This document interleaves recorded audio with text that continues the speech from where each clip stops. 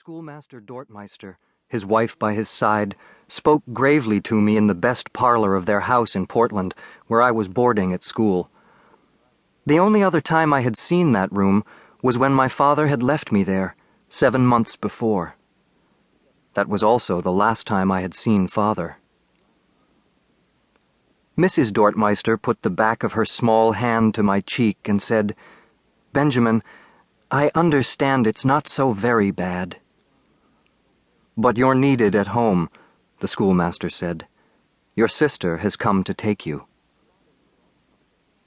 Father had brought me to Portland for Mother's sake. To soothe my upset over leaving our farm, he told 2 tales for every mile the mule trod on the journey. He recited his best jokes, too, taking on voices, making sounds, and gesturing as if he had 10 tongues and 15 hands. We were so full of our usual private mischief that I was much comforted. He promised to fetch me for a holiday in 4 months' time. He never came. So, of course, I wanted to rush off and find Nettie, yet I wouldn't leave the parlor without permission. They were fair in that place, but strict.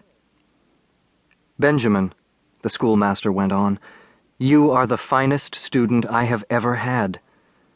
He always called me Benjamin, though I preferred what my father called me, Ben. But that name, Ben, Mr. Dortmeister told me, was not dignified. He said I must put it aside since, as far as he was concerned, I was destined for higher things. "You may be only 9 years old, but you're fit for more than farming. You know your letters, sums, and geometry better, and are wiser, than all the rest of my students combined." Mr. Dortmeister had round gray eyes and a nose too big for his face. Tufts of hair grew out of his ears.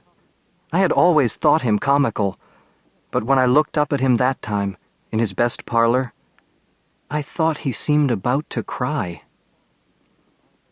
As for me, my head was crowded with worry about Father and thoughts of Nettie, who was outside, waiting, impatiently, no doubt. At the best of times, Nettie was not a patient soul. Nothing happened fast enough for her. Mrs. Dortmeister said, "Your sister suggests that you'll be home only a short time, so we shall look for your early return." I replied, "I'm sure I'll return," though I said it mostly because I thought that's what the schoolmaster wanted to hear. "Do," he said. "You'll always be welcome." I made a move to go, but Mr. Dortmeister held me by speaking again. "Benjamin," he said, "you must tell your father that I agree with him, that your gift of learning is particular fine. He'll know then how truly sorry I am to lose you." I said, "I'll tell him, sir."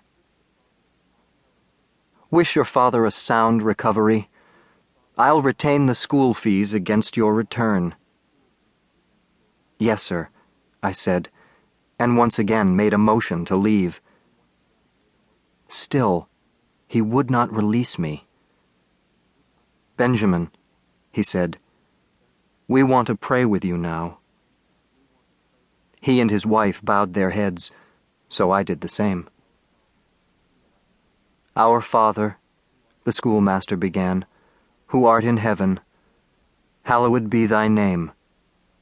Thy kingdom come, thy will be done on earth as it is in heaven." "Amen," he ended, as did his wife. "Amen," I echoed. Then he sighed. "Very well, Benjamin. Your sister is waiting. We bid you farewell." Young as I was, he shook my hand, and we parted like 2 refined gentlemen. At last I turned and dashed away. I found Nettie pacing up and down by our wagon. She was tall and thin, with hair black as night, and a sweet face that never could hide thoughts. To keep listening to this audiobook, I've left you a link in the description so you can do it at no cost thanks to Audible's 30-day free trial.